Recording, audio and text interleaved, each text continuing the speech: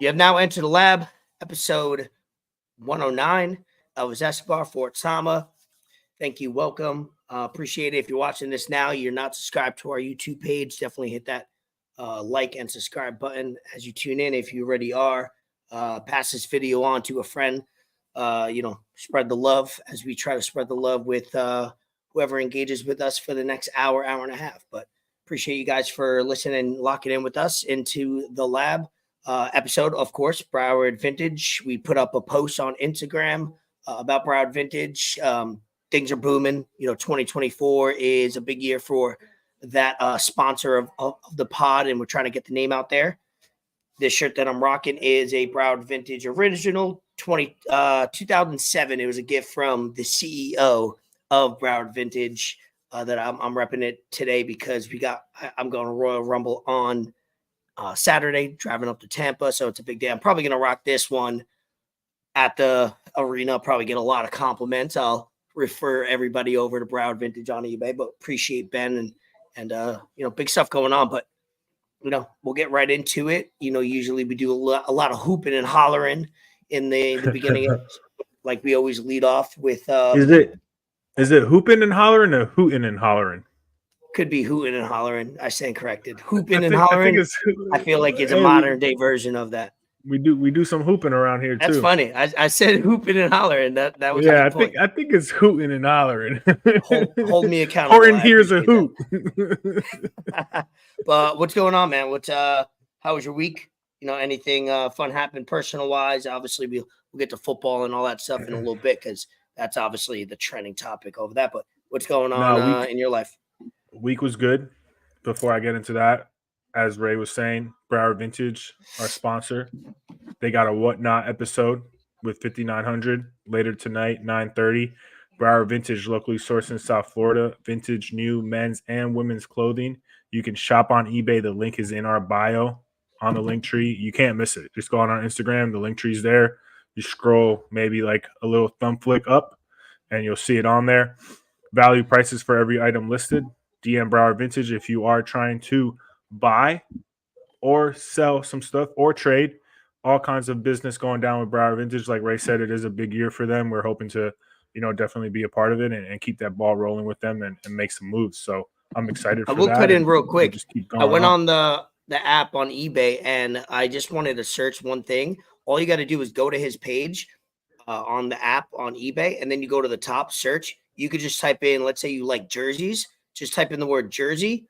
All his jerseys will come up. You want something, nice. Okay. Tommy Hilfiger, something like whatever brand that you like, jeans, whatever, women's, you just type it in. He does a very good job on descriptions and, little key notes when searching. So it's like literally just shopping online for something that's open. He has over 1,000 listed right now. And we're revamping the website as we go. Yeah, nice. So like I said, he's got the Whatnot episode later on. If you don't have the Whatnot app, download it. Go on there. Kiki in the live. Thank you for joining. But back to my week. My week was good, man. I started my new job. One of the 7 jobs I got. After this week, it should be back down to 2. So I'm excited for that. Yeah, good for you. I'm excited for that. I feel like, although it'll definitely be a pay cut, it'll help me manage my money a little bit more. One step back, 3 forward. Yeah. It'll help me manage my money a little bit better, and I think I'll have some more free time. Now I'll definitely, with my schedule and everything I got going on. What you do with that free time is another conversation.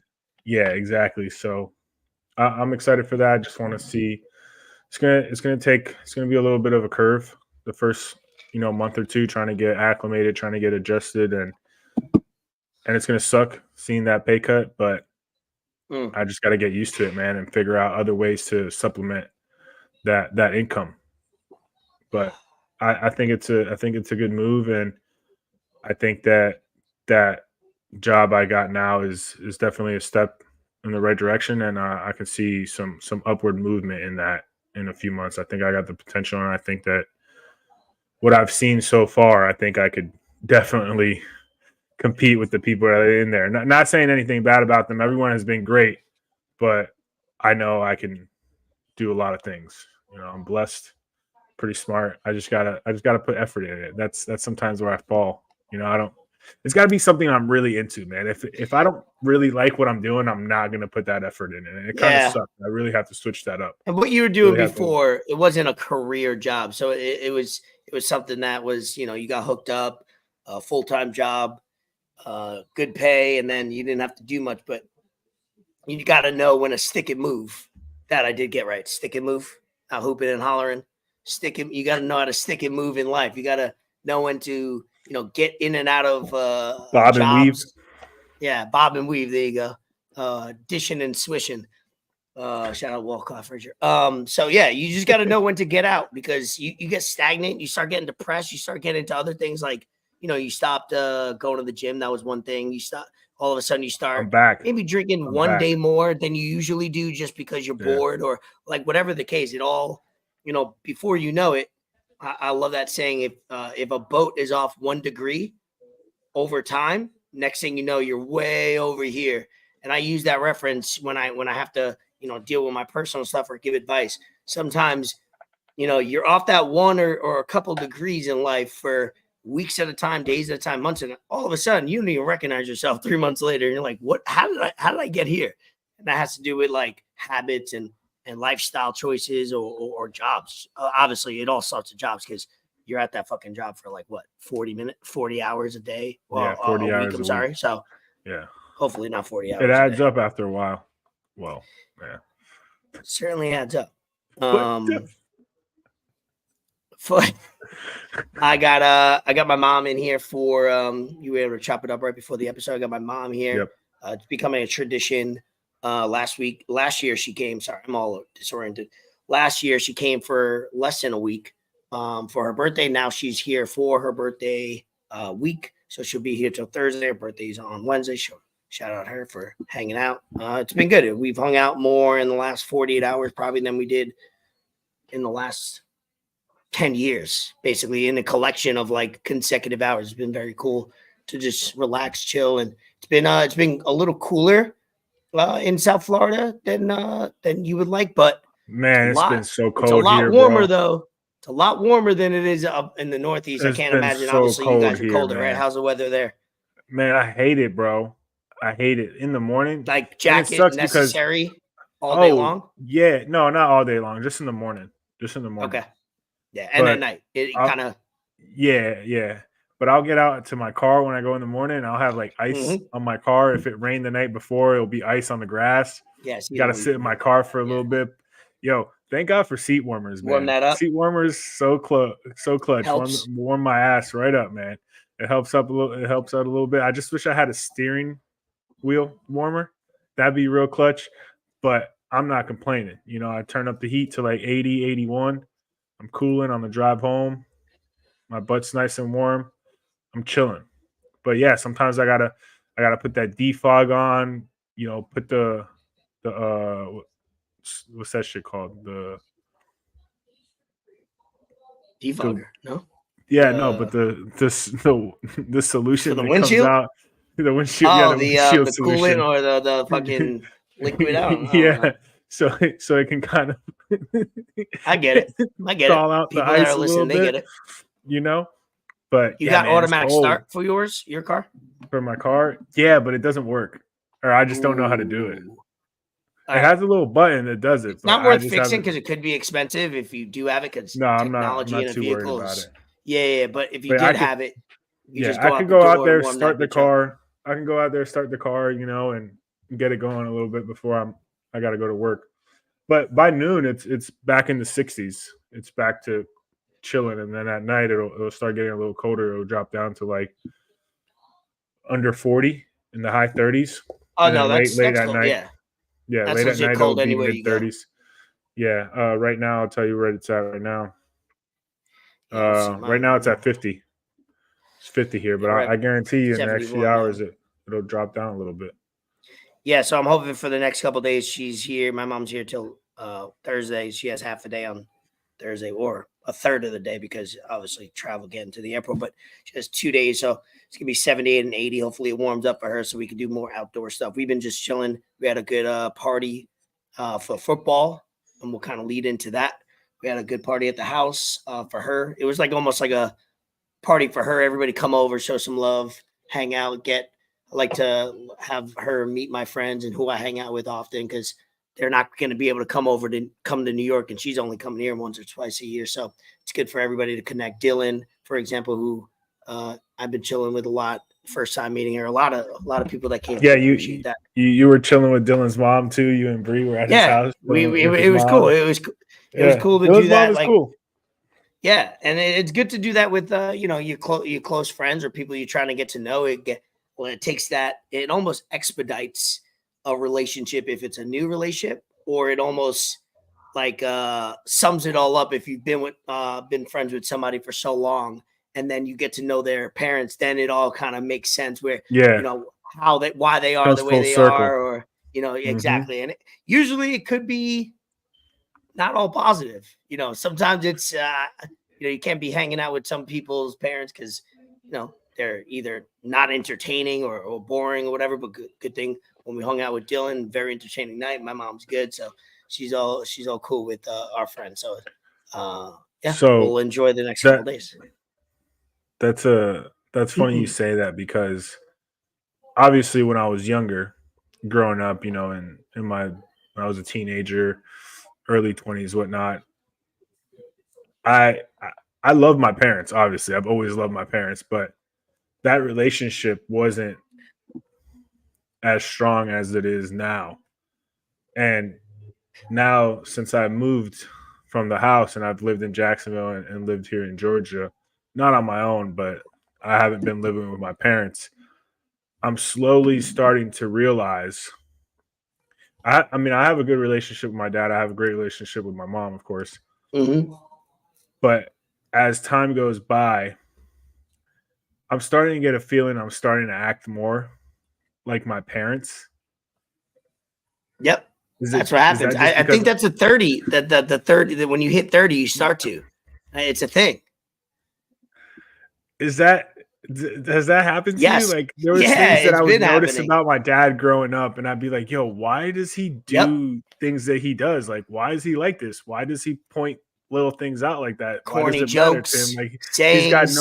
he's got no horse in this race. Like, there's nothing about this that has to do with him, and he's over here pointing it out. And now, like, when I was in Kentucky at a hotel, there was this light that was fucking bent. And I'm like, man, look at this fucking light here. Like, it's bent. Why is this light bent? No one can come over here and like straighten out the light. Like, come on, man. This is a nice hotel, and you got a bent light. And then I stopped. I'm like, yo, that's what my dad would say right now. Why am I doing this right now? It's like that. What is that? Progressive commercial? What's that? Insurance commercial where it's like, don't act like your parents and stuff. Like, you're 20, 30 years old doing the same things that you watch your whole life. Yeah, man. And you always ridiculed your parents for, and you're doing the same exact things. It's a real thing. You don't even have to try to do it. Just in you. You just don't know any better.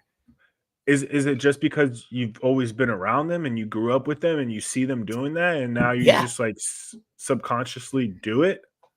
100%. Everybody you hang out with, obviously your parents aren't as influential at that time because anything they do is not cool, and then you project it later in life. You hang out around somebody new, they start saying certain words, phrases, little inside jokes, you start talking like them and acting like them. Same thing, but with your parents or your family, you tend to do it later in life, and you're like, it takes a while to realize it. You don't realize it right away, and you're just like, damn, my dad used to say those same corny jokes. I can't believe I'm saying this now. Yeah, I realize I start acting like my dad now sometimes when I'm out and about. I'm like, and I met your pops. That's not a bad thing. It's not a bad thing. He'd be out of pocket though. Yeah. That's mad out of pocket. I can agree with that with my pops. Some of the shit I love your pops though. Your pops is hilarious. How long do you wait for someone to meet your parents, whether it be a woman that you're in a relationship with? Obviously you're married now, but of course, or like a close friend that you have.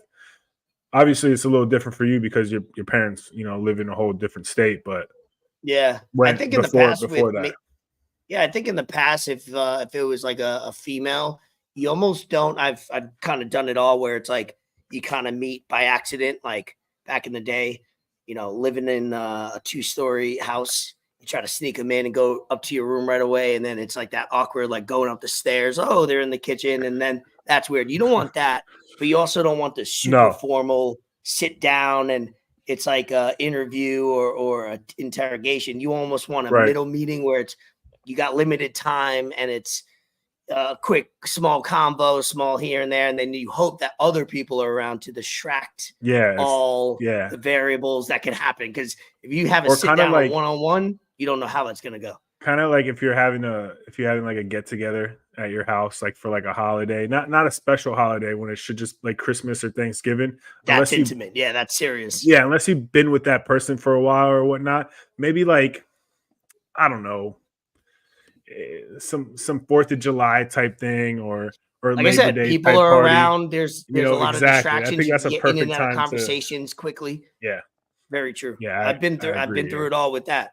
And as far as friends, I think friends are more like not right away, but when the time's right. Like my mom loves the people that I've met down here in South Florida, and she brings them up all the time. And like, oh, how's this one? She kind of goes down the list anytime I see her and stuff like that. So, with friends, it's just as long as they know how to act right and be respectful, but also they're not going to show up drunk or fucking knocker.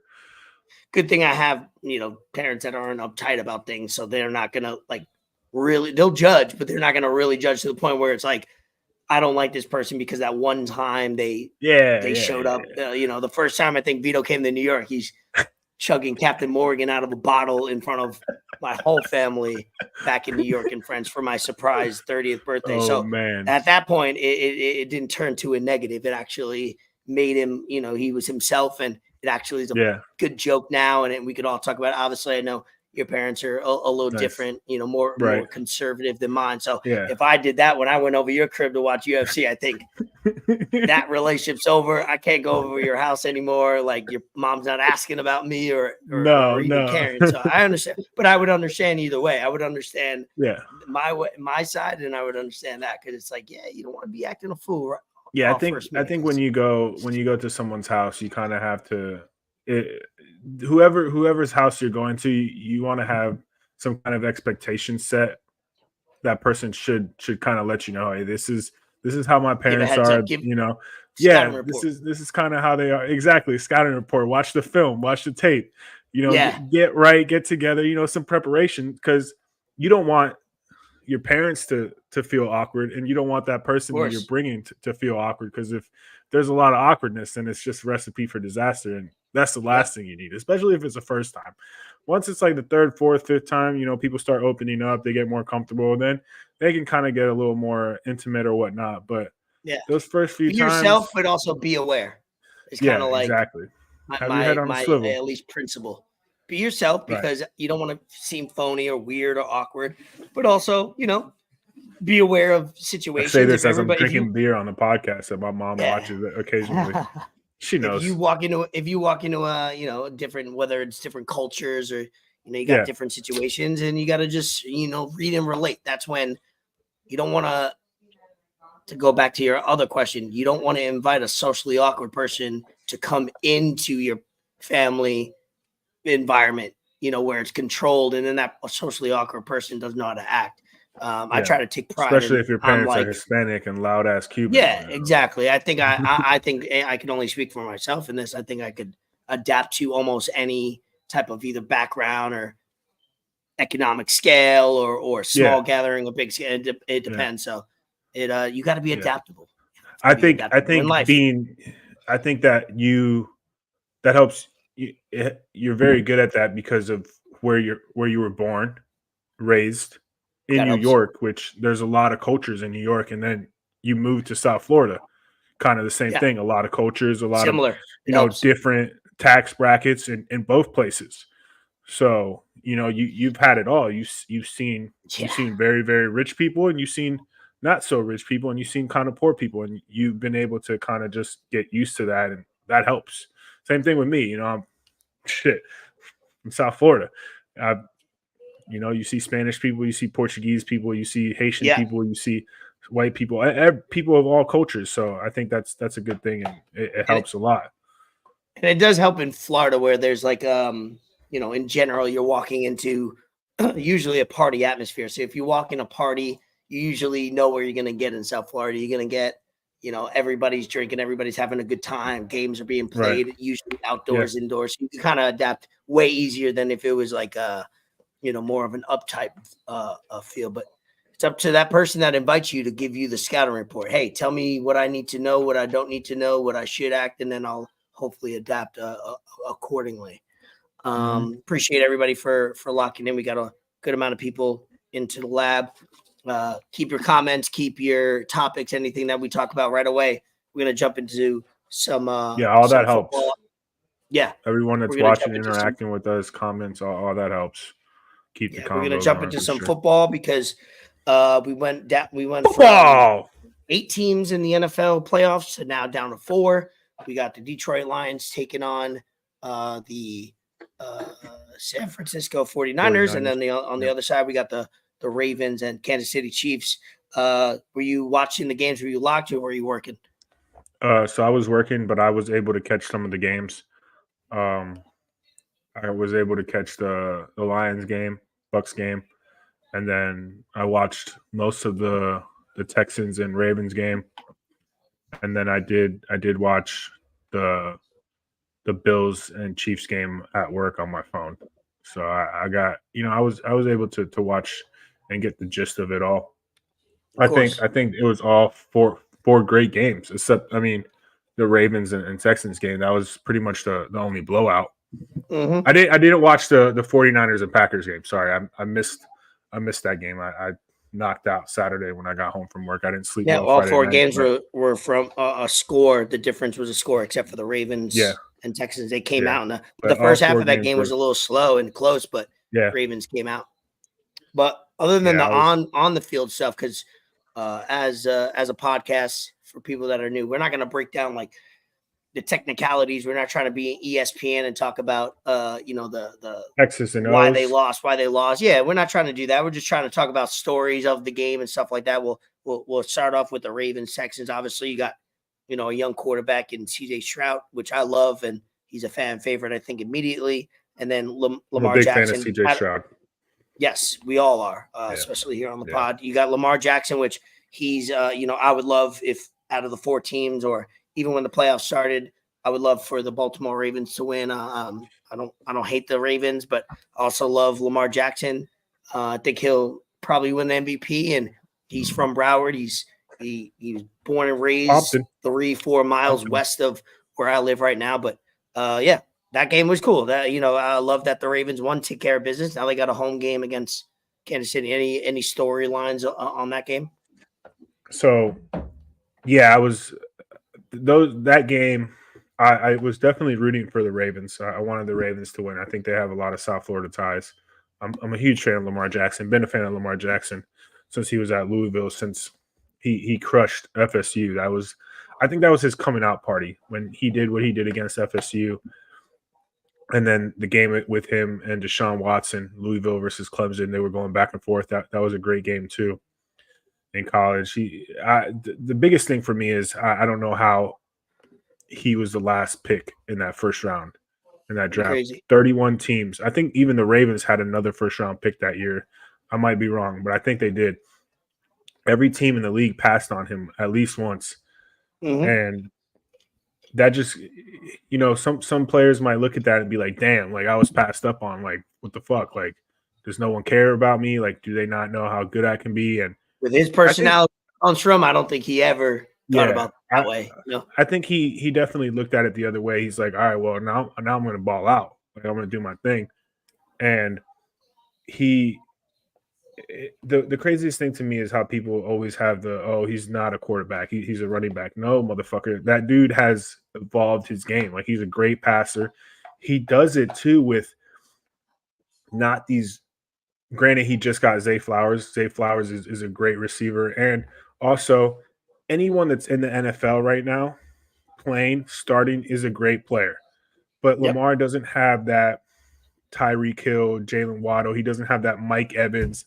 He doesn't have since Stephon coming Diggs into the league, or Debo Samuel, Brandon Ayuk. He doesn't have those kind of like great receivers. Zay Flowers is a great receiver. Rashard Bateman is probably a great receiver. His best playmaker. has always been his tight end, Mark Andrews, who has been hurt, but now he should be coming back. And also, that team lost J.K. Dobbins week 1, their starting running back, and then they lost Keaton Mitchell a few weeks ago. He busted his knee. So what that team has been able to do with that defense and Harbaugh coaching them, I mean, dude, it's very impressive. Like, they've been stout. They've been the best team all year in the AFC, possibly the league. Well, the league because they handled the Niners when they played in the regular season. Mm-hmm. But I think it's their year, man. I wouldn't have been upset if Houston won. But when Mike and I were talking at the beginning of the week last week, I was like, I think it's Lamar's turn. I think it's his year. I love CJ Stroud. I love D'Amico Ryans. I love what the Houston Texans are doing, but it's not their time yet. They're gonna have their turn. Every team, when you build like how the Texans are building, every team has their chance, has their year, has that when they get to the AFC Championship, possibly the Super Bowl, they have that chance, but it's not there for them yet, and that's okay. There's nothing wrong with that because they got a very young team. I mean, shit, they didn't have Tank Dell. Tank Dell got hurt. So they're going to come back next year, and they're only going to be more like experienced. They got a taste. They won a playoff game, which a lot of teams can't say. They got a taste of that, and they're like, damn, we like this shit. We want more of it. So let's turn it up. And I think it's only positive things for the Texans. But I do like and then this week coming up. Yeah, I agree with that. And I want to bring up that. Sorry, I just get mad passionate about Lamar Jackson, man. No, I love it because I want you to share something with over the next topic. The next game, which 49ers Packers. I was way closer. I think I had a parlay of Texans covering, and then Packers, and then Niners covering, and it was both 10 lost both sides because Ravens covered. They beat one more than 10, and then the Niners. Yeah. It was a lot closer. Packers controlled that game. They had the lead until late. And, the Niners just get it done. It doesn't matter in the playoffs, like how much you win by, as long as you could, win the game and move on. And that's what the Niners did. Jordan Love, another young quarterback that proven in the league, and you got to love him too. And, you got some experience as a young quarterback, and that's what you want, but you never know. Joe Burrow was somebody that was a top pick, but, got hot at the right time, and his team went to the Super Bowl, and it'll, he got that experience, and he'll be back there again with that team and when he's healthy.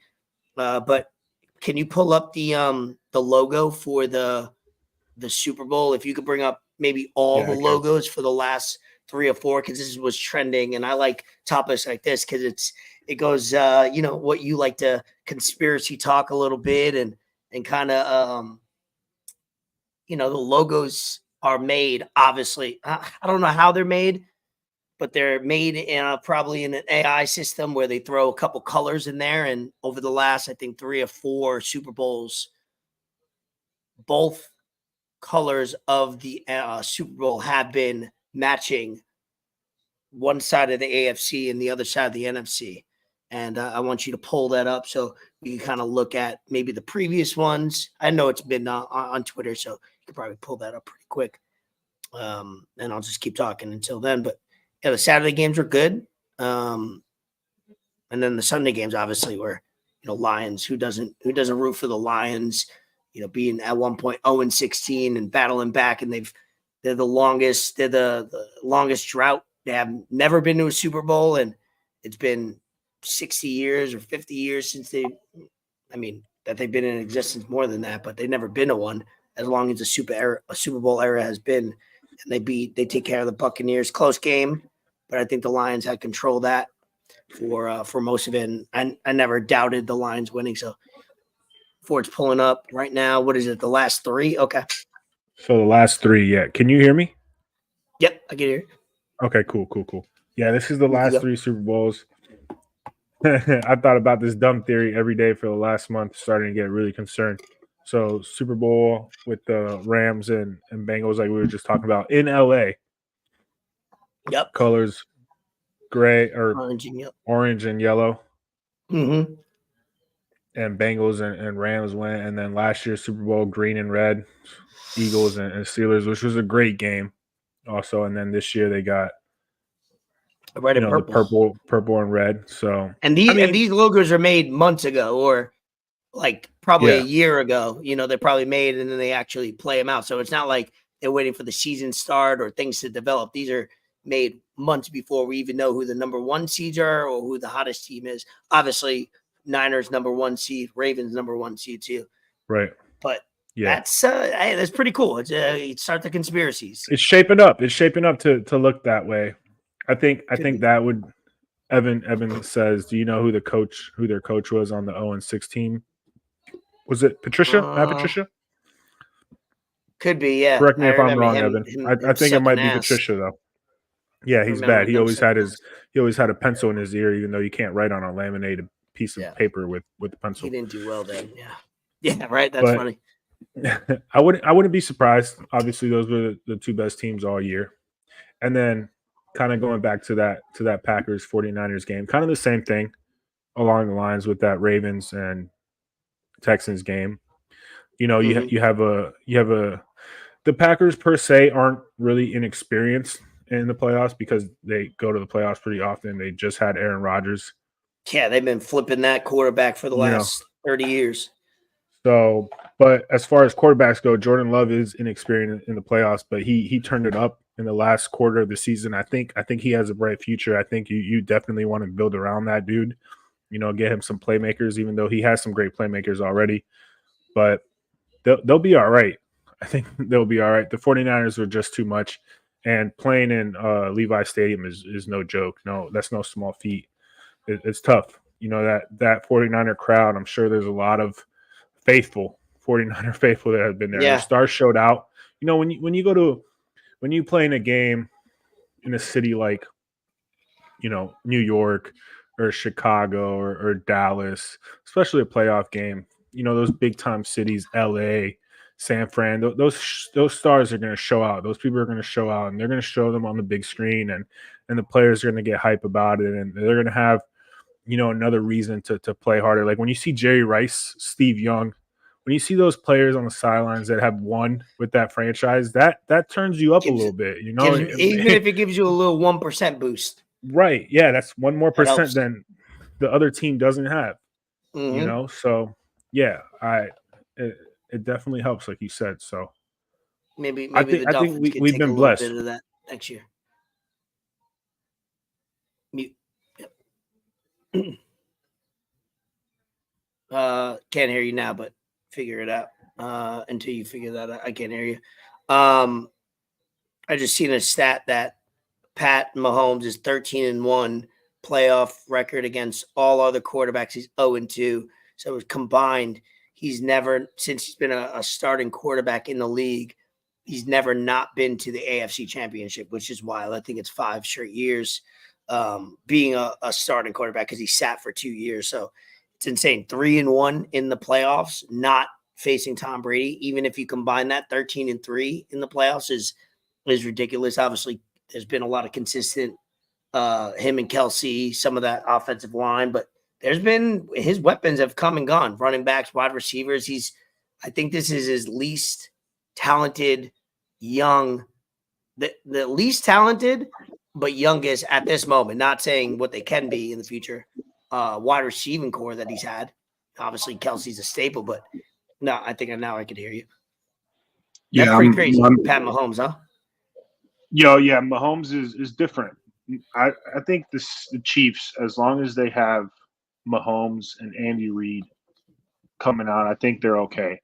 I think it's just like it's Brady and Belichick all over again, just in a Chiefs uniform. I think just the way that they script their games, I think NFL, the teams have their first 15 to 20 plays, like it's just scripted. Like they don't audible out of it. First quarter is usually set in stone, and then you adapt from there. Right. They don't try and go away from it unless it's something wild, unless they see some crazy defense that they haven't seen or whatever. Mm-hmm. But the way they do it is just I don't know, man. And they've had a carousel of running backs. When they won the Super Bowl, they had Damian Williams at running back. They now they got last year they had. I don't think he's even in the league right now. No, I don't think so either. Or he Right? might have been. He might If have he been with is, someone. he's not doing it. He's Yeah, not on anybody's fantasy team. exactly. And now they got Pacheco, who's a fucking dog. Oh, he's That dude. electric. Yeah, He'll I run love through a him. motherfucker. Right. So just the way they do those certain things is very impressive. So, and their defense is top notch. Their defense is really good this year. So, yeah, I mean, I was very happy that Buffalo lost and they're out of here.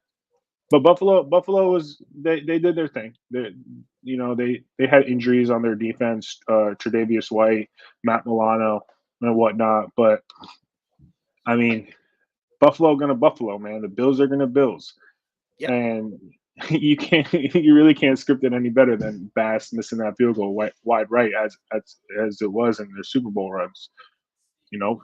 Wide right a lot, but Yeah, and you gotta feel for the Buffalo organization, obviously in Buffalo with the snow, and that's been the subject for 2 weeks. It snowed again. They cleared out that stadium and made it very playable, and it was better than it was the week before. But for people who don't know, in the '80s, they went to 4 straight Super Bowls to lose all 4 of them. Um, the Giants won. I know. What were some of the teams I looked up? Dallas won twice against them. Giants, Dallas won twice, and there was another team in there that I forget. They've been through the mud, and just wasn't their year again. They got a lot of talent. They're just every once in a while you fall and have to play a dynasty, and right now Lamar's trying to break that with the Kansas City Chiefs again versus the Ravens. So we'll see. I want you to pull up the video because obviously Taylor Swift is always at the helm of the Kansas City Chiefs videos, but this time it was newly retired, kind of retired, maybe retired, unretired Jason KELCE of the Philadelphia Eagles. He was the tailgating out with the Bills Mafia, taking a shot out of a bowling ball pregame, which was awesome. I thought that was a cool vibe. Hey, you retired, do what you want. He's got a podcast that's booming with him and his brother, and get out there and live life. You if he's retired or if he's not, he gets an opportunity to go be a fan and root for his brother. And obviously, if you pull up the video of him having a great time in the suite, that suite looked popping with all those celebrities and family members in that suite watching the Chiefs and Bills. My man was locked. I wonder how many beers. I hope it comes out on a podcast how many beers he had. Go ahead, play that. That's that legendary. street was definitely star-studded. Look at that. Look how many people are in there. They're at capacity. Right on. That's Jason. He drinking what is that beer? That's is that a Canadian beer? Because obviously Buffalo's close to Canada. What is Looks like a what Bud Light. beer is that? Bud Light. It's not a Bud Light. I forget what beer. Let me look it up Bush Light, maybe. so I could get it. But no, I don't think it's Bush. Hold on, let me get it. That right there, man. That right there. What you see, that is peak male physique right there, man. Hell yeah. That looks like it could be you if you let slip. You know what I mean? If you let a couple months go. That dude, hey, that man is strong, bro. It's I think it's this beer right here. That is it's called Blue. Let me pull this up because it's not a Bud Light. It looks like one. It's I think it's this right here. That blue light beer. It's a Canadian beer. Obviously, it's a Canadian Pilsner. I think that's what it is. Obviously, Buffalo's close to Toronto and all those cities up in Canada, so I think they have those type of beers going around. But man, he was lit. He's living his best life. Obviously, he went super viral. It was trending for the entire game. It overtook almost the game. It's fun living life. I love that. Don't unapologetic, rooting for his brother, having a good time. Can't criticize anybody for doing that because we would all be doing that if that was the case. I love the human aspect of the KELCEs. If you want to break down all the BS and whatever, like he was out there living. I'm trying to find another video. When he jumped out of the suite. Yeah, the big man jumping out of a suite in Bills territory too. So, and I see nothing but love though. That was cool about it. Yeah, Bills fans are not known as the most. They're not like Philly fans. They're passionate, but they're not disrespectful or anything. It was cool for him to jump out, and you didn't see anything disrespectful. while he was tailgating with the mafia. When he jumped out of the suite, nothing was said or thrown on him or anything like that. It was a vibe. Yeah, I got another video. He picked up a child. He picked up a girl and had his Swift right here. So that's pretty cool. Awesome. Oh yeah, that girl is never gonna forget that moment in her life. that's awesome. You know? Got the police just in case somebody tries to try something. You're the best, KELCE! Love it. Love it. Yeah, see, that's how you gain respect. You're rooting against their team and you're on the Eagles, who people hate you naturally as an NFL fan, but still showing love. And that's what you got to do. If you're gonna do what he did, you got to show love. You got to be a man of the people, and people forget and they don't try to hate on you too much. He did it exactly how you're supposed to do it. And then there was another moment where I forget who it was. Someone was like, "Yo, Jason," she said, "Get your ass back in here," talking about his wife. Yeah. I think her name was like Kelly or something like that. Kaylee, something like that. They were like, "Yo, Kaylee wants you back in the street." Like he hopped up right away. It's like, if my wife is calling me to come back, I gotta chill. Every man needs that like check of, all right, you're doing too much. You had at least an 18 pack for the last couple hours. I think. Right. Cool. Jason KELCE definitely looks like a dude that can demolish an 18 pack by himself, no problem, and not really feel it. Yeah, so. It was good. He's probably holding a beer, but he's probably, I don't know if you went, you got two options. You could either go straight beer and demolish a 24 pack over the 5 hours, or you could hold a beer so nobody knows what you're really, sipping on, on the back end of that. Yeah, I think if it was up to him, he would have loved to play against his brother in the Super Bowl again. But of course, being there and rooting for him in enemy territory, two teams that have played each other in the playoffs a few times. So the last 3-4 years played each other in the regular season and in games that actually mean something. I think you can't go wrong with that, man. That's something that neither of them are going to forget. That's a staple now for them moving on. So, and if it was the other way around, I'm sure Travis would be there, probably a little bit more composed, but still rooting for his brother. Hell yeah. Let's say the Chiefs were out of the playoffs, and the other way around, but they're brothers. They're going to show up for each other. So you got to respect that, man. And 100%. Let's do some quick predictions. This Sunday at 3 p.m., I'm going to be coming back from Tampa. I think what I'm going to try to do is I should be a little hungover on Sunday from Royal Rumble. It'll be a long day, long night. Hopefully, I'll be safe to drive back from Tampa. It's about 4.5 hours. So if I get going at like 11 a.m., I can make it for the 3 o'clock games. If I get ready at most likely noon, should catch the back end of the first game. Chiefs, Ravens, Lions, 49ers. Real quick predictions of who you got and who's matching up in the Super Bowl for you. So, I mean, as far as that first game, Chiefs, Ravens, I like the Chiefs. I've always liked the Chiefs. When I say I don't mean I'm a fan or I root for them, but I've rooted for them in the past Super Bowls that they played. I like Mahomes.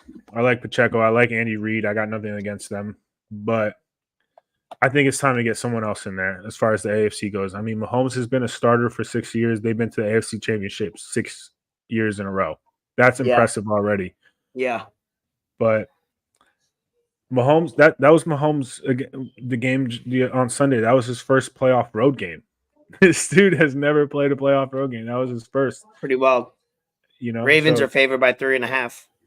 Yeah, at the moment, which really is only half a point because the home team always gets that 3 point. So is it you want Ravens, but you wouldn't be surprised? I wouldn't be upset. I wouldn't be upset. No, definitely not, because when it's the Chiefs, man, the Chiefs usually have the refs on their side. I hate to say it, but that's just what we've seen the last few years with Mahomes. Anytime Mahomes, goes like this, points at a ref or whatnot, you normally see a flag coming in on the side of the camera.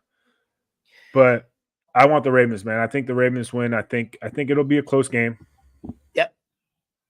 And what do you got for the next game? Man, that's Lions, tough. 49ers at 6:30. That's tough. Niners are favored by 7 right now by a touchdown. That's a lot. That's a big spread, man. That's a big spread. Even though it is in San Fran, I think that's still a big spread. Detroit's defense, their secondary isn't that great. So I think Debo, if he's healthy, I know he was hurt, but I think Ayuk and CMC and Kittle in the passing game are going to play a factor. For the Lions to win, I think Goff has to play mistake-free football. He can't have a turnover. They can't turn the ball over. That's going to be huge. I think whoever has the least amount of turnovers wins that game, but I definitely want to see the Lions win. I want to see Baltimore. I want to see Detroit in that Super Bowl. I think that would be a good Super Bowl for the NFL. That would be a good Super Bowl for the fans. And Baltimore's been in it the past few years, but for Detroit, for the city of Detroit, I mean, we've already seen how the city of Detroit has shown up for the last 2 playoff wins. If Detroit gets to the Super Bowl, that city, it's going to be so great for them, man. Something that a lot of people, Baltimore and Detroit are those cities that they've been through a lot. Similar demographic, similar kind of. They called it the fentanyl bowl. Scale. Yeah, I mean, shit. That's a shit. I think I could agree with you with the Chiefs and Ravens. As a fan, I want the Ravens to win.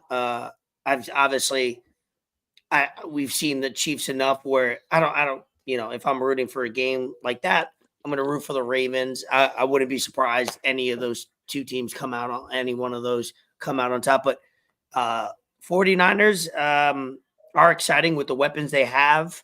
Great defense. They've also been in, they've had multiple quarterbacks in the last 5-10 years make it to the conference championship, make it to the Super Bowl. But yeah, I would love to see a Lions Ravens Super Bowl. I think it would be new, fresh.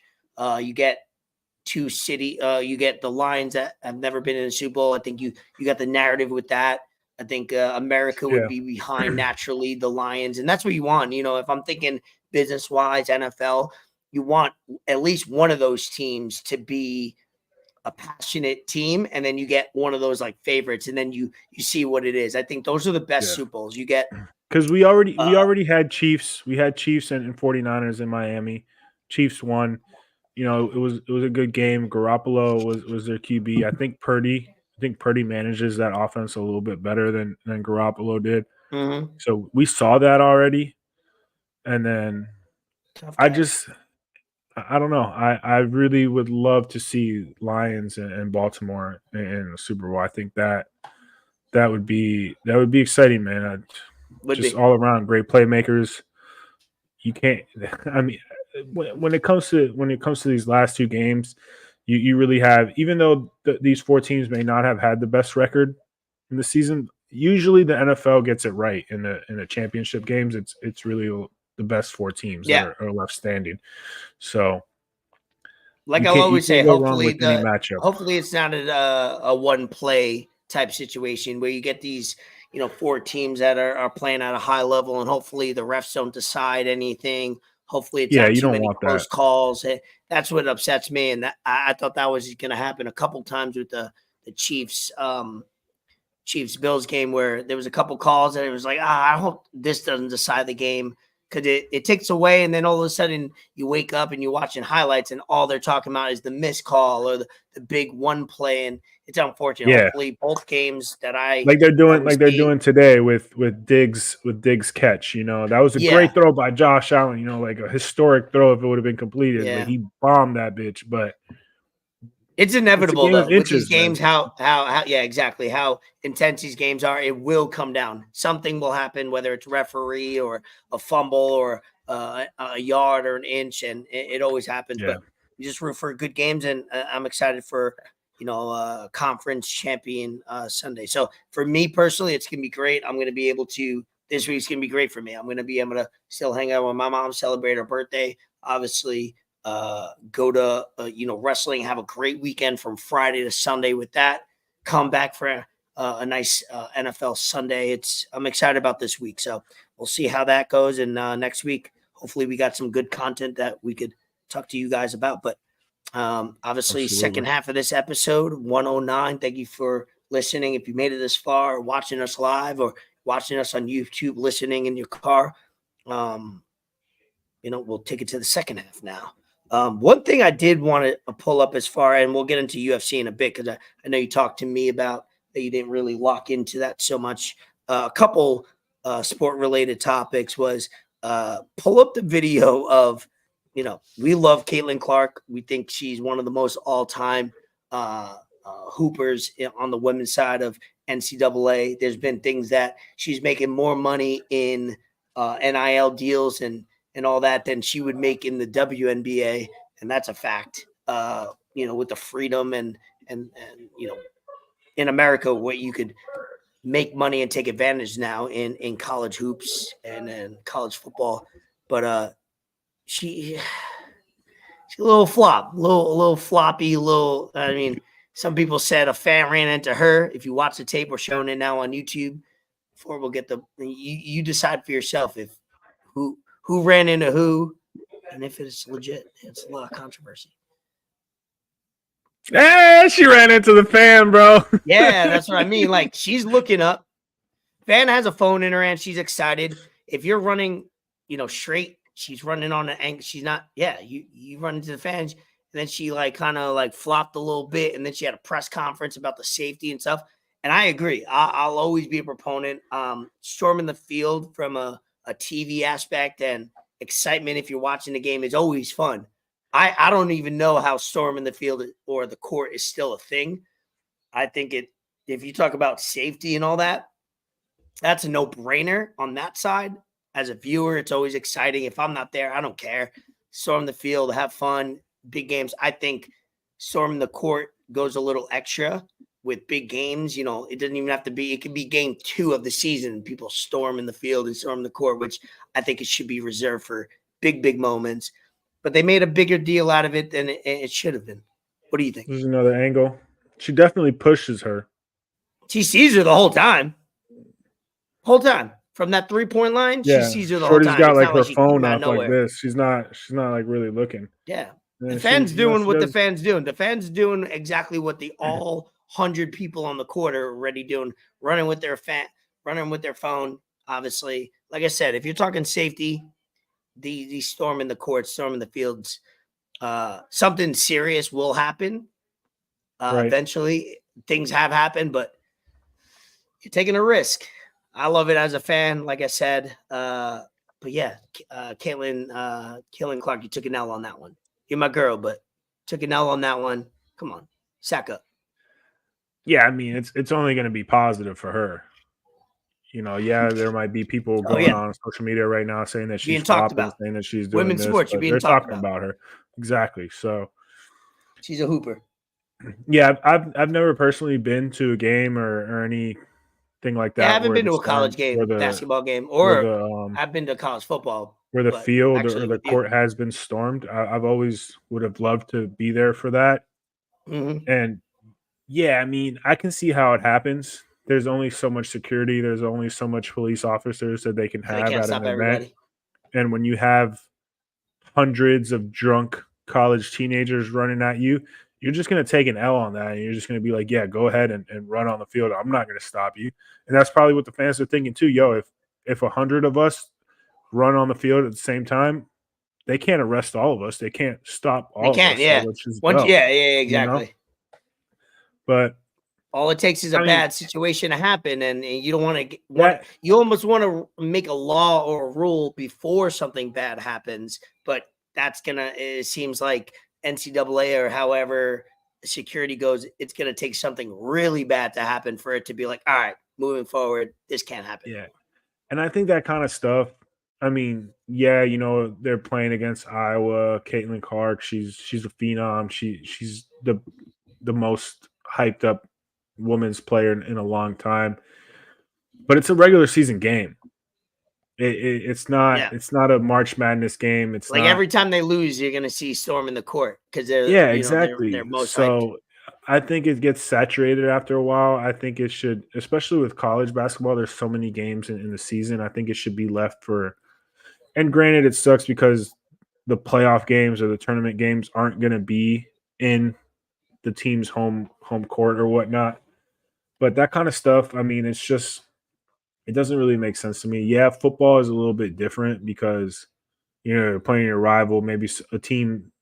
If your rival's ranked in the Or a top 5 huge upset and you over have a huge Alabama. upset, yeah, something Yeah. like that. Save it for that. They tear down the goalposts, all that kind of shit. But Wild. yeah, I think it just needs to be reserved for bigger games or just So you're not going playoff to tell a bunch of atmosphere type college stuff. kids No, it of should be course not. reserved. Absolutely You either not. Yeah. you gotta set the parameters in a way, or Yeah. it's just going to continue to happen. And it's funny because this topic has been talked about for like the last decade, but now you're looking at college kids were college kids, but now with the NIL deals, they're worth millions more than they were before getting drafted, whether it's male or female. They're worth a lot more money than they used to be at this moment than they were playing in college. So another topic I wanted to see was similar, like Bronny getting, you don't have to pull up a video or anything. There's a funny video, him getting heckled. Obviously, Bronny playing for USC, doing his thing. He had a heart condition that he's battling back from. I think eventually Because of the vaccine. Allegedly.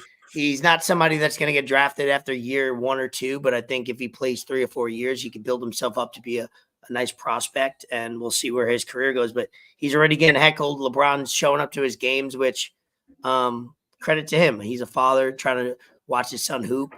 But, me and you could agree that less attention could be put on Bronny if LeBron's not showing up and causing what were they? You know what I mean? They were chanting overrated. Yeah, overrated, which you're gonna get. Yeah. I mean, there's been hoopers any out there. Big time like, college player is gonna get that. And I remember JJ Redick used to get it all the time. When I started watching hoops, JJ Redick was probably getting way worse and had gotten worse than what Bronny's getting. And JJ Redick was a hooper. He was playing for Duke. He's a white guy, so that's always if you're a hooper on Duke and you're a white guy, you're just asking for it. And I think he got a lot of criticism, but he did well, not only in college, one of the best college players of all time, but also in the NBA, very consistent, had a great career. Yeah, I think JJ Redick got a lot of it. I mean, he got a lot of it. White. You remember Marshall Henderson, Ole Miss, lanky white boy shooter? No, I don't. I don't pull up. Jimmer Fredette probably got a lot of it playing at BYU. Yeah, he was a hooper. Yeah, and you're gonna get it. It comes with the territory of being a son of one of the best of all time. You're gonna get underrated. Even if he scores 40, the opponent's still gonna say underrated. Like, it don't matter. But I think it's different though, because with Bronny, it's not self-inflicted. It's not his fault, and it sucks for him because he's not coming out and putting gas on the I'm fire. sure he's staying low key. He'll never come out and say it. He won't, just because LeBron's PR team and the way LeBron does things and the way that LeBron just goes about every day about people that talk about him. Bronny's never going to come out and say, damn, I wish my dad would shut the fuck up. I wish my dad wouldn't be saying all these things. I wish my dad wouldn't go about things like this. Like, Bronny's never going to say that because of everything I just said. But I think deep down inside, Bronny just wants to hoop, and Bronny just wants to be a regular fucking kid. And he can't have that because of who his father is. And that kind of sucks for him, because he's always going to be looked at as LeBron James's son. He's not going to be looked at as LeBron James Jr. or Bronny James as his own person. Everywhere he goes, every team he goes to, every whatever, he's always going to be LeBron's son. He's not going to be his own person. Even Lonzo Ball got that with LeVar Ball hyping it up. He got a lot of Ball, stuff in college, and then when he LeVar got Ball drafted, was just insane.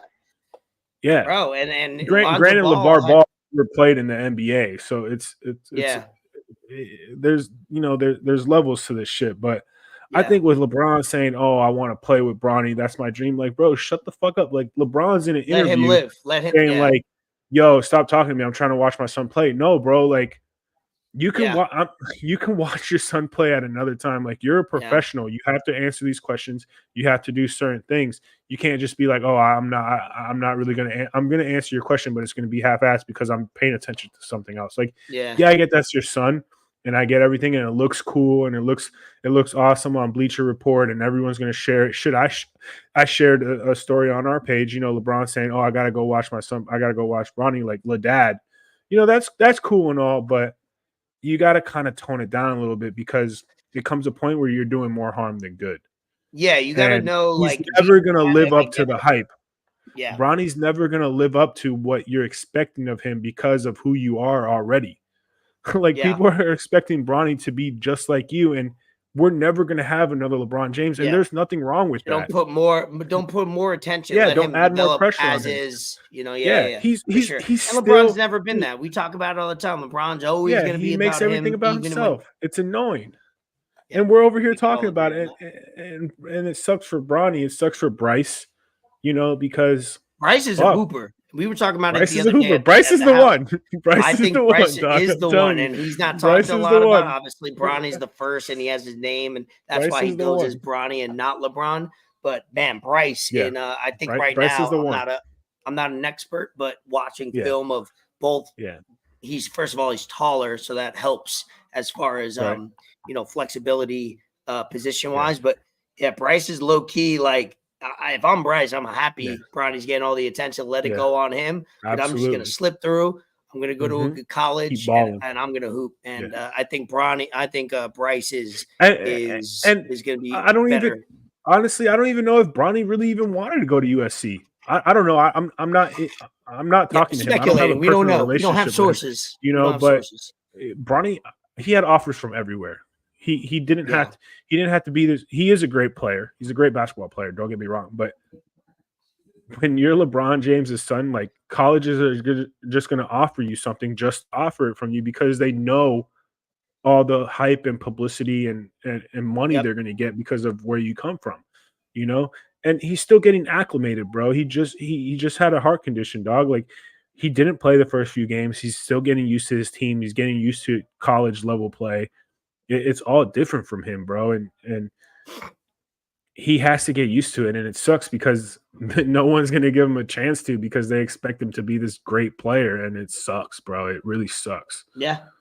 And it's not his fault, dude. It's not his fault. It's not his fault. It's the worst part. But I think being his son for so long, like, it sounds crazy, being his son for so long, but like being in the limelight, being his son for so long. Yeah. Obviously his first kid and having him at a young age, it'll build character, it'll build him strong. So I don't root against him. I'm not a hater. I'm a hater a little bit. I'm not a hater enough where I would love to see Bronny hoop in the NBA. That'd be fire to watch. Know that I watched when I was 12 years old, 11 years old, LeBron James come in and be able to, in 20 years, 25 years within that range to watch his son. That'd be sick. And maybe Bryce. But don't put it. He already has pressure being your son. Bron has just put so much added pressure, on him. Yeah, don't do it. And like I said, we're speaking as fans. We're not speaking as Bron's gonna do whatever we want. We don't have any have a take credentials on it. Yeah, we have no credentials. We're just saying our take. If you think differently, please let us know. But as we wrap this up, I did want to get into a little bit of UFC 297 in Canada. The card was stacked as far as Canadians. I didn't watch the whole card. We had a party going on. We had a lot of things going on. We had football. So I was kind of like watching some of the main card prelims, stuff like that. As much as you did watch, or if you didn't watch highlights, Strickland and how do you say buddy's name? Drickus du Plessis. Yeah, I don't know too much about him, but from what you've seen, gathered, watched, overall, I'll put my spin because you're going to talk more. Strickland, I was like, man, when you're defending a title, your first time, you need to fucking, winning the title is going to be special, especially when you beat somebody like Adesanya for it. And that's going to carry you some, but your first title defense has to be equally as electric. And overall, it wasn't, but obviously not better. And then looking at the tape, I do have a different spin on it as far as strikes. And I think I seen a picture today of the strike ratio and then the bloody face of dude. And I just want to see your take on it real quick. Yeah. So I unfortunately, I missed that card. I didn't watch too much of it just because I didn't sleep well on Friday night and I worked Saturday. I got home and I just knocked out, bro. I kept like falling asleep for like 2-3 hours, and then I wake up again. And before I knew it, I woke up and it was like 2-3 a.m. and Stream East was like, "Oh, the stream has ended." I'm like, "Fuck, I missed the card, man!" Like, damn it, But I'm gonna have to go back and watch that fight just because I've seen a lot of. It doesn't when there's a lot of differences of opinions on social media, and granted, MMA Twitter is always differences of opinions, but with this fight, it's been kind of very different. So I have to go back and and watch that and watch that fight just because of how they looked after. Both these dudes looked Yeah. beat the fuck up. And that's what took me back a little bit was watching one person's face, and obviously Strickland was bloody because of a headbutt. You take out the headbutt, Yeah. it doesn't look that bad when you're watching the fight. Because I wasn't paying attention enough to realize it was a headbutt during. But then you watch Buddy at the post game, and I'm like, that's as worse as you could see somebody's face and be like, damn, motherfucker was giving blows to the head nonstop. So I'm definitely going to go back. I think ESPN Plus does a great job getting these fights uploaded the very next week. So maybe I think if it I have some time didn't this help. week, I'll rewatch It it. didn't help Sean Strickland how out of pocket he was saying Super controversial. some of the things, which is great. Canada great. embraced him, though. I will give credit to Canada. They embraced him. He said some controversial stuff, and I thought on Twitter he'd get a lot more criticism, but I've seen a lot of people free. Actually, before we even go into what you were going to say, pull up the Dana White. I thought Oh yeah. what Dana White said to the reporter about freedom of speech. Like I said, we'll talk a little bit about the fight, but it's all about the things that come with the fight, after, pre, with sporting events that we like to talk about. That Dana White, and I said it to you, and go ahead.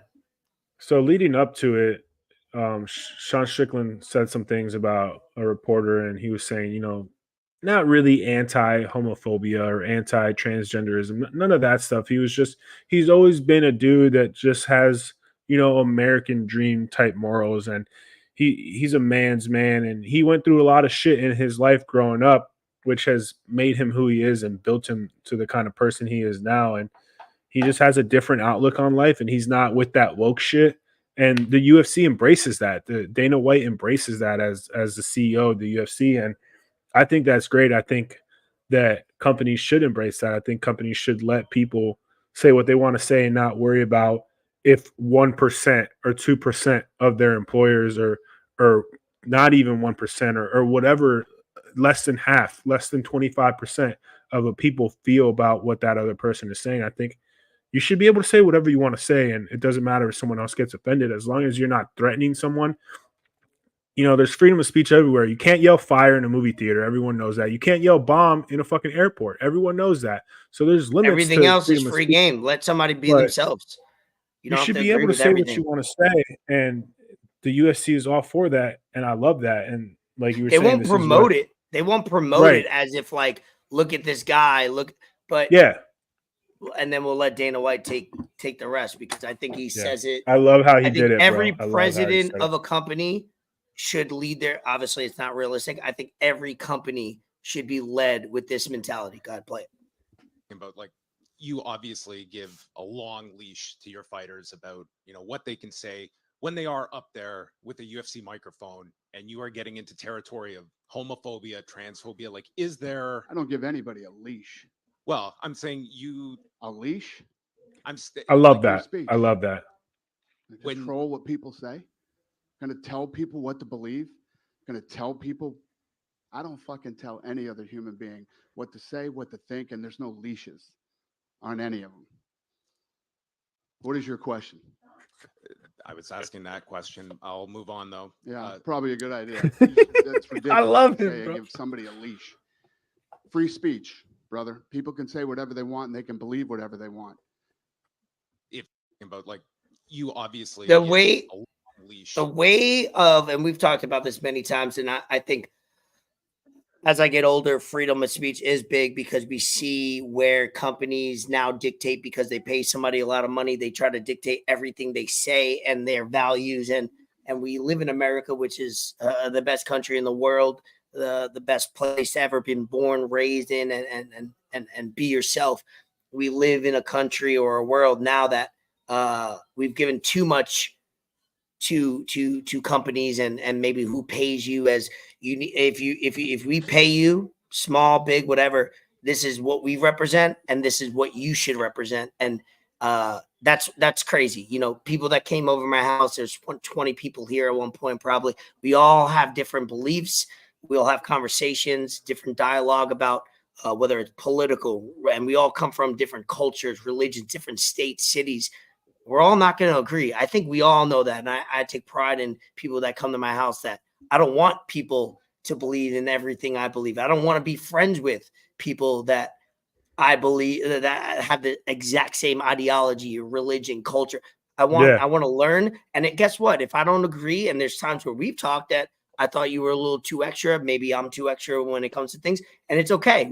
We're still friends. We can walk through. We can talk about it. I'm not going to try to change your opinion because you're a grown ass person, and I am too. Yeah. And I love that ideology of, first of all, I'm not going to tell somebody how to think, what to act like. Yes, there might be a conversation, be like, hey, scale that back a little bit. Hey, maybe you were too, whatever. And he's going to have the consequences. Sean Strickland, he's been on podcasts and things that I've watched, but you can't control it. And I love that, direct, to the point.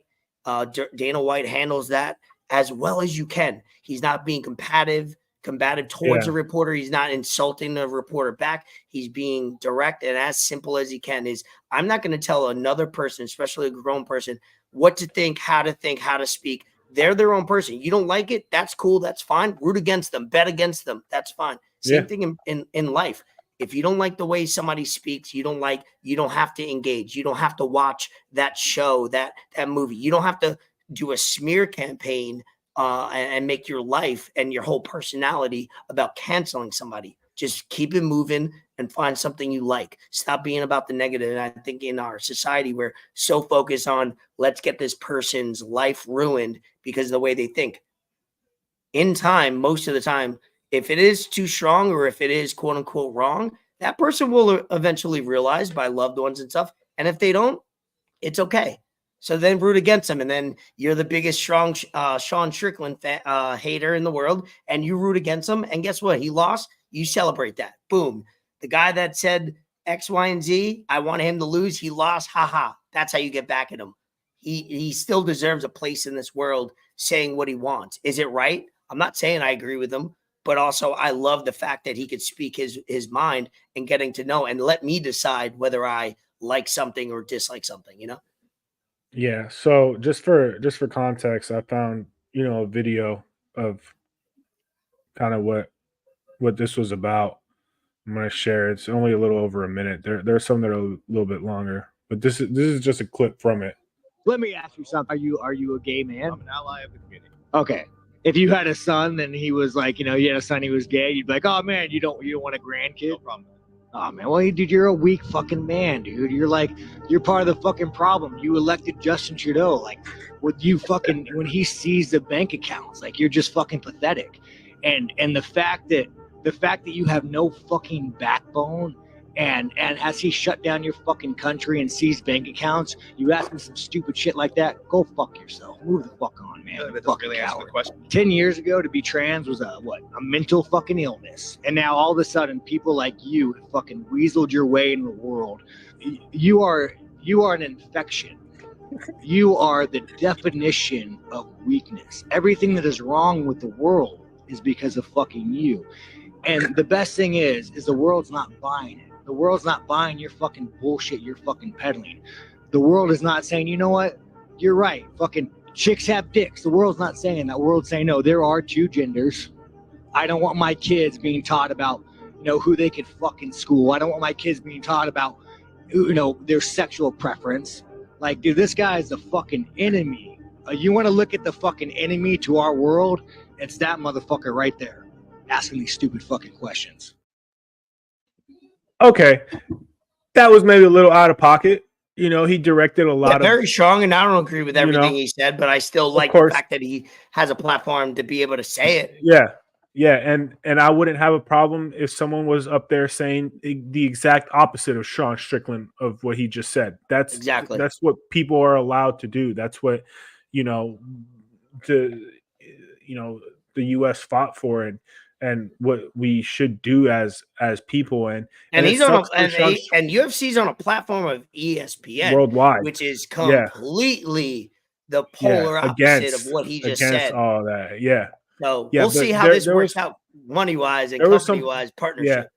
Yeah, there were some points that he made, about, Canada doing some things during COVID, seizing bank accounts and shutting down the country and stuff like that, whatnot. But, when he attacks his character saying he's a weak man, he doesn't know him. He doesn't know that dude personally. He It was doesn't a little know what strong he for did. sure. A I agree little with strong. But that is who Sean Strickland is. That's how he's had to be his life, You're dealing with based on his fighters, upbringing. brother. And You're not dealing yeah, with a nun, exactly. or you're not dealing with Yeah. somebody that you're dealing Right. with a straight fighter Warriors. that literally locks himself in an octagon for 30 minutes, and his role is only to destroy and make this person against him unconscious. We Yeah, can't, the me person and that's you in can't front of even him. lock into that No, mentality. And absolutely then not. what you said earlier was his mentality of how he was brought up, and the usually these guys are at Catholic private school people like I was at one point, and then law-abiding citizens. Usually these guys have a lot, and women too,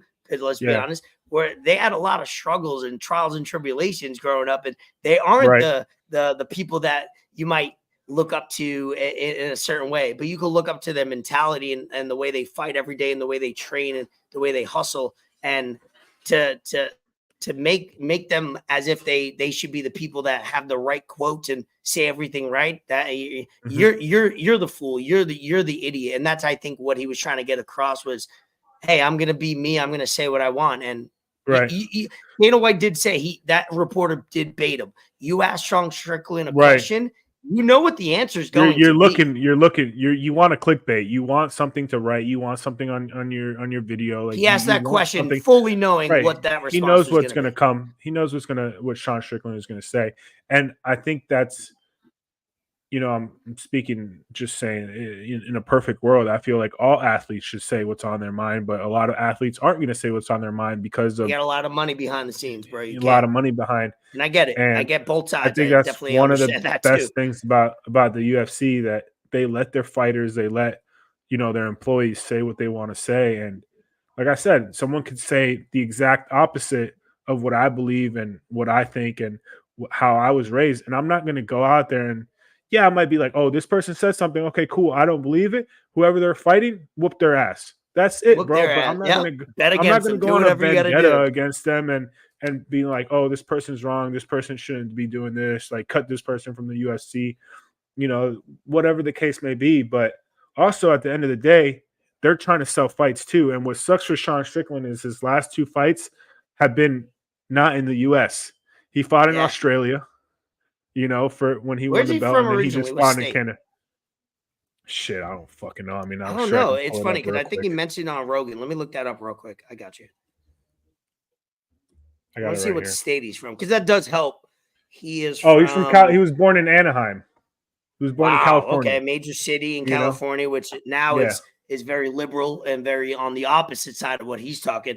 He was born Right. there. I don't know where he was raised, but like I said, like you said, he went through a lot of stuff in his life. And if you Yeah, he want to grew up educate in yourself, Corona, and you want California.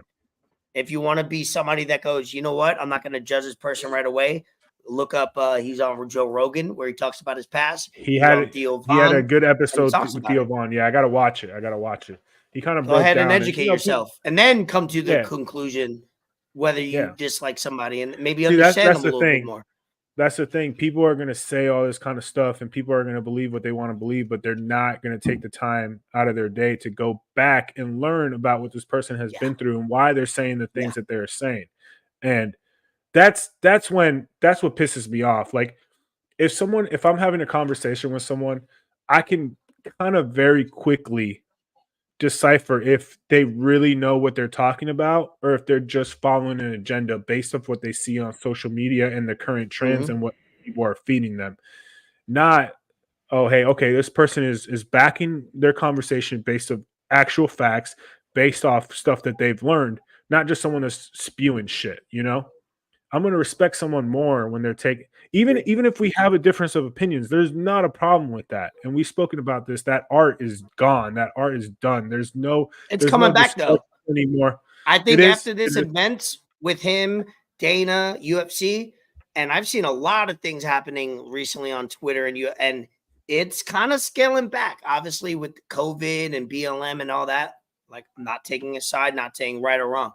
There was a lot of one way of it, and everybody was getting behind it. And then now I think it's scaling back to normalcy. And I think somewhere in the medium, we could all relate and we could all agree that it shouldn't be one way or the other way. It should kind of fluctuate in that middle 25, 35%. And I think it's scaling back to that little by little. And that's good because open conversation, open dialogue. Let's not ruin somebody because they said one thing wrong or one conversation. Let's bring it up. But, there's a lot of variables, social media in general, political agendas, social agendas. Yeah. So very convoluted. Yeah, I think the best thing that's happened to our society in the past year and a half was Elon Musk buying Twitter and doing what he's done. I think that's done a lot for the culture and a lot for what's happening in the past 3-4 years based on what we have going on, because election time's coming. There's going to be a lot of things that are being fed to you on social media, on TV, on the news, on it just started up, brother. We got 10 months. Yeah. Now here we go. Things are going to change. So a lot of things are going to be fed to you in the next few months that is just propaganda, is whatever, and you really have to do your own research, and we're big advocates of that. And you really have to fucking, believe what you want to believe and really fucking buckle down, But we're going to have a guest that's a lot more knowledgeable about that she's down to talk about it. We've already locked it in. We've talked to her. She said she's down to come back on. But yeah, it's going to suck. And I was talking to Mike about this the last few weeks, and I was like, dude, like, I don't know how as a country, and people that have watched the pod for the last 100 episodes kind of know where I stand on certain things. And this is just me saying what I believe and what I think is right. I don't think as a country we can see what's happened and how we've gone the last 3 to 4 years, and how not just myself, but a lot of other people have been affected by certain things that our administration has done. And a lot of states that are Democrat or blue states, how they're being affected.